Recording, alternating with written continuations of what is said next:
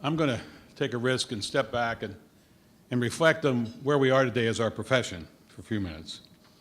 As a practitioner of 50 years or so, I feel I have the right to do that. Maybe not the knowledge, but the right. And one conclusion is I couldn't be more optimistic about what we do every day than I am. Every institution, every corporation, every group, every government body, whatever, needs what we do to be successful. Our function, which is primarily a corporate public relations function, has become a vital piece of any organization in the world today. And many of us in this room are pioneers in this, and we should all feel very proud of how we progressed. But I believe with this growth and maturation, perhaps it's time to step back and think about something else, and that is that we do have responsibilities. And we have a responsibility to act responsibly and honestly. And let me reflect on that for a minute. There's always been questions around what we do. It's a discipline, a profession susceptible to some degree of looseness, both in definition and practice. It's not well defined or ill-defined many times. It's not like law or medicine or accounting with rules that you can follow. So I doubt if it ever will be. But there have been efforts over the years to establish principles of how to operate in what we do. As an example, I cite Arthur Page, who many of you know as the first corporate officer with a public relations title in the U.S.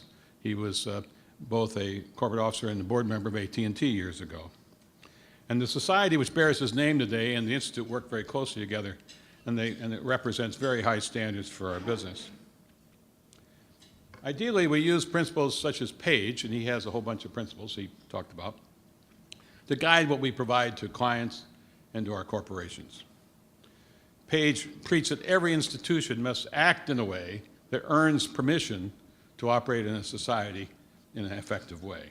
We should not forget to apply Page's principle to us. We need to earn permission, the way we act, to earn permission to operate effectively in our society.